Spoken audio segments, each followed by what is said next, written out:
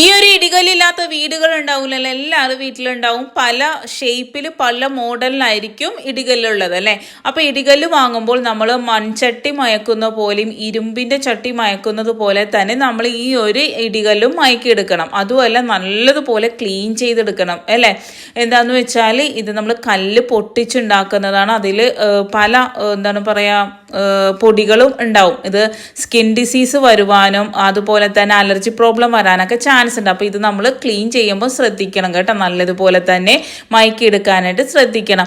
ഇടികല്ല് കൊണ്ട് ഇതുവരെ ആരും പറഞ്ഞു തരാത്ത കിടിലൻ ടിപ്സുകൾ കളക്ട് ചെയ്തിട്ട് ഞാൻ വന്നിരിക്കുന്നത്. ആരും സ്കിപ്പ് ചെയ്യാതെ പൂർണ്ണമായിട്ട് കാണുക. സിമ്പിൾ ടിപ്സ് ഈസി ലൈഫിലേക്ക് എല്ലാ കൂട്ടുകാർക്കും സ്വാഗതം. നല്ലൊരു ദിവസം നേർന്നുകൊണ്ട് നമുക്ക് നമ്മുടെ വീഡിയോയിലേക്ക് പോകാം.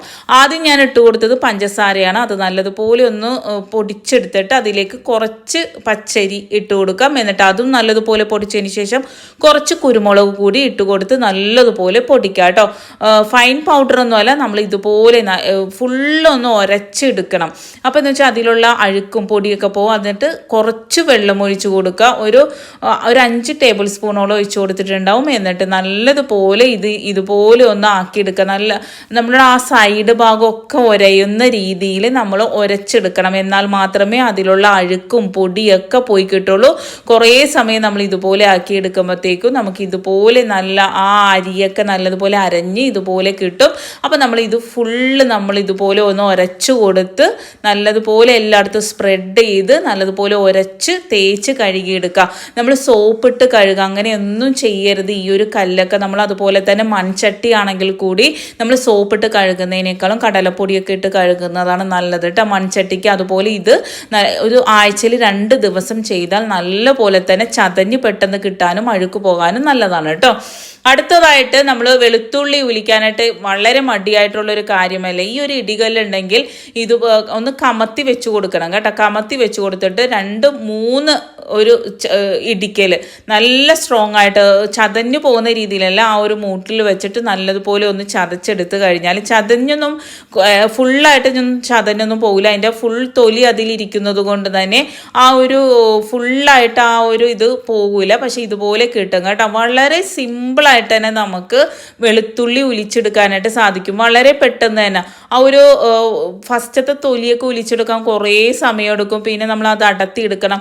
ഇത് അതിൻ്റെ ഒന്നും ആവശ്യമില്ല. നമ്മൾ നല്ലതുപോലെ സ്ട്രോങ് ആയിട്ട് ഇപ്പോൾ ചെറിയ നാടൻ വെളുത്തുള്ളി ആണെങ്കിൽ കൂടി നമുക്ക് ഇതുപോലെയൊക്കെ ചെയ്യാട്ടോ.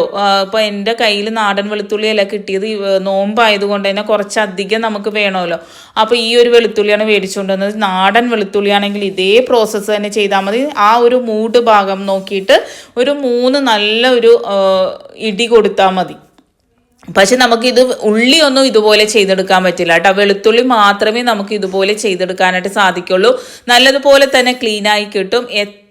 നമുക്ക് എത്ര കിലോ വെളുത്തുള്ളി ആണെങ്കിൽ കൂടി നമുക്കിത് ഈസി ആയിട്ട് നമുക്കൊരു കത്തിയുടെ ആവശ്യമോ അല്ലെങ്കിൽ കുറേ സമയത്തിൻ്റെ ആവശ്യമോ ഒന്നുമില്ല. നമുക്കിത് ഉലിച്ചെടുക്കാനായിട്ട് സാധിക്കുന്നതാണ് കേട്ടോ.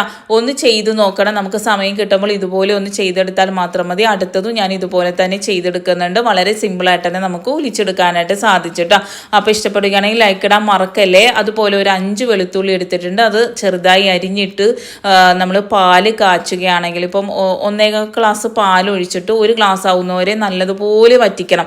ഈ വെളുത്തുള്ളി നമ്മളിട്ട് വേവിക്കുമ്പോൾ കുറച്ചധികം ഒരു 10 മിനിറ്റെങ്കിലും നമ്മൾ ഇതുപോലെ ഒന്ന് നല്ലതുപോലെ ആ ഒരു വെളുത്തുള്ളി നല്ലപോലെ ഒന്ന് വെന്ത് കിട്ടണവരെ നേരിയ തീയിലിട്ടിട്ട് നമ്മളൊന്ന് വറ്റിച്ചെടുക്കണം. പാല് 1 ഗ്ലാസ് പാൽ 1 ഗ്ലാസ് ആവുന്നവരെ നമ്മളൊന്ന് വെളുത്തുള്ളി വേവിച്ചെടുക്കുക.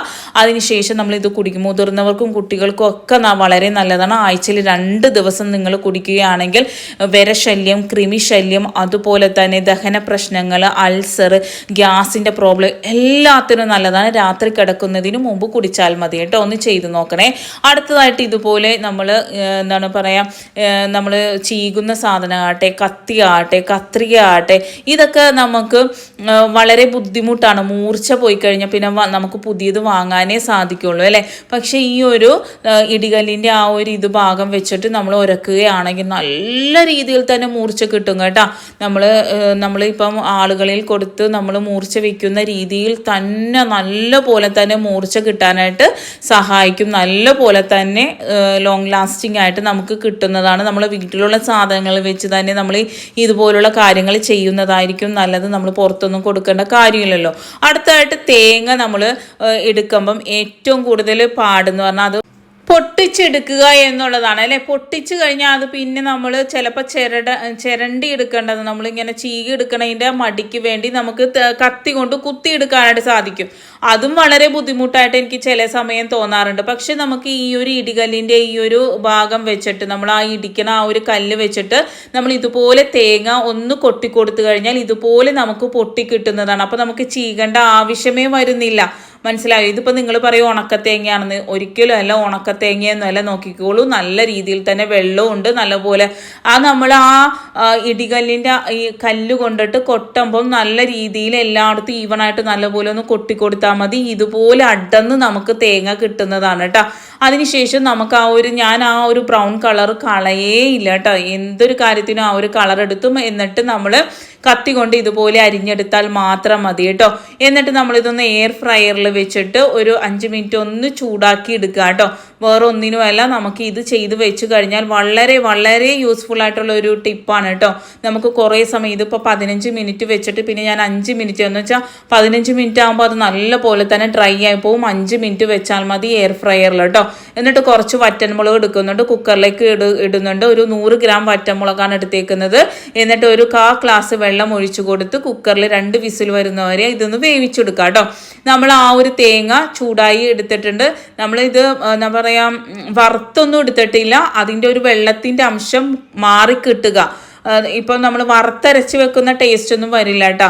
ഇതിൻ്റെ ഒരു വെള്ളത്തിൻ്റെ അംശം മാറ്റുക എന്ന് പറഞ്ഞാൽ നല്ലതുപോലെ തന്നെ അത് ഈട് നിൽക്കാനായിട്ട്, ഇപ്പം നമ്മൾ ഫ്രിഡ്ജിൽ വെച്ചാലും പെട്ടെന്ന് ചീത്താകാണ്ടിരിക്കാനാണ് അതുപോലെ ചെയ്യുന്നത്. ഈ ഒരു നമ്മളുടെ തേങ്ങ നല്ലതുപോലെ അരച്ചെടുത്തതിന് ശേഷം വറ്റൻ മുളക് വേവിച്ചത് ചൂടാറിയതിന് ശേഷം ഇതിലേക്കിട്ട് അടിച്ചെടുത്ത് നമ്മൾ ഫ്രിഡ്ജിൽ സൂക്ഷിച്ച് വെക്കുകയാണെങ്കിൽ നമ്മൾ ഏതൊരു കറിക്കും, തേങ്ങ അരച്ച് വെക്കുന്ന ഏതൊരു കറിക്കും ഇതൊരു നുള്ളി ചേർത്താൽ മതി കേട്ടോ.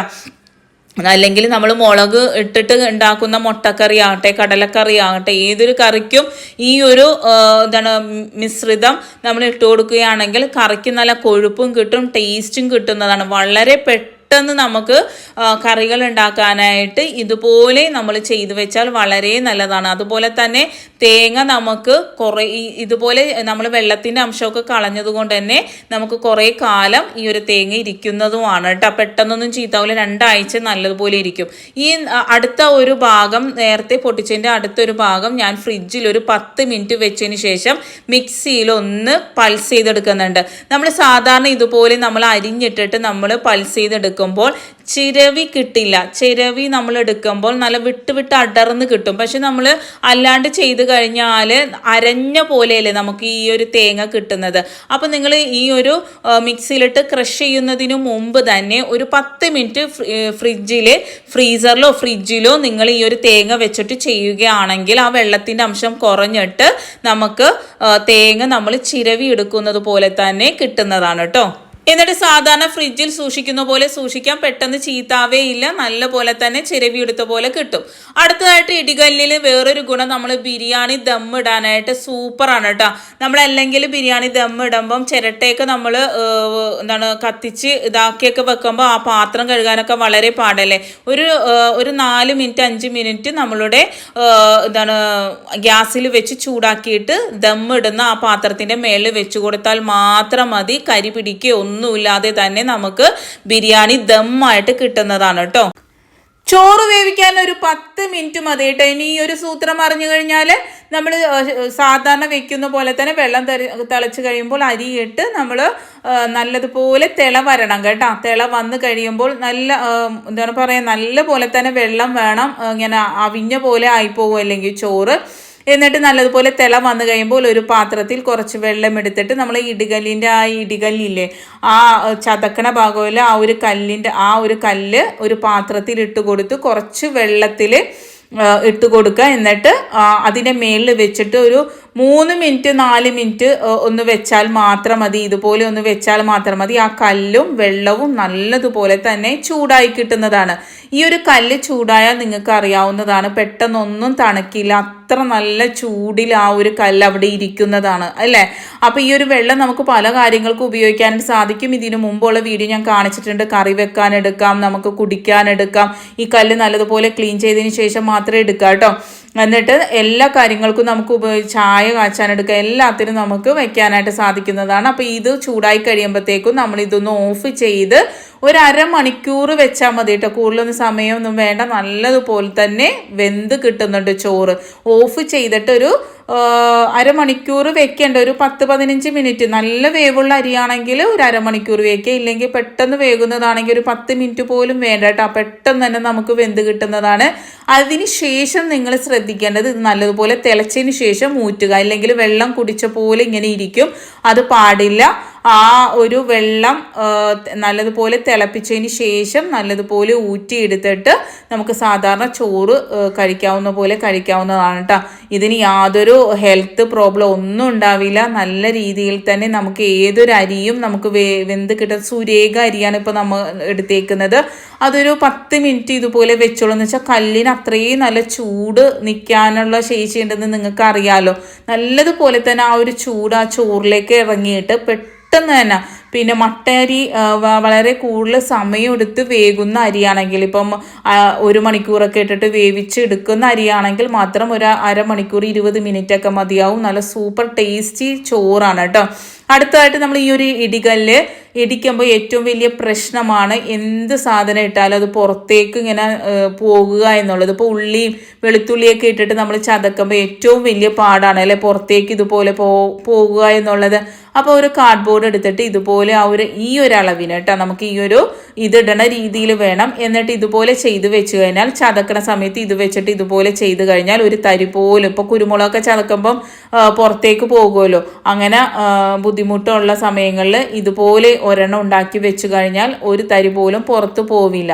ഇനി രാത്രി സമയങ്ങളിൽ ഇതിൽ അതുപോലെ നമ്മൾ ഉപയോഗിക്കാണ്ടിരിക്കുമ്പോഴും ഇതിലേക്ക് പൊടി പിടിക്കാണ്ടിരിക്കാനായിട്ട് ഒരു കാർഡ്ബോർഡ് എടുത്തിട്ട് ഈ ഒരു ഇടികല്ലിൻ്റെ ആ ഒരു അളവിന് നിങ്ങൾ വെട്ടി എടുത്ത് കഴിഞ്ഞിട്ട് രാത്രി അല്ലെങ്കിൽ നമ്മൾ ഉപയോഗിച്ച് കഴുകി കഴിയുമ്പോഴത്തേക്കും ഇതുപോലെ വെച്ച് കൊടുത്താൽ മതി. ഒരു പൊടിയോ പാറ്റ് നക്കുക പല്ലി നക്കുക അങ്ങനെയുള്ളൊരു പ്രോബ്ലം ഒന്നും ഉണ്ടാവില്ല.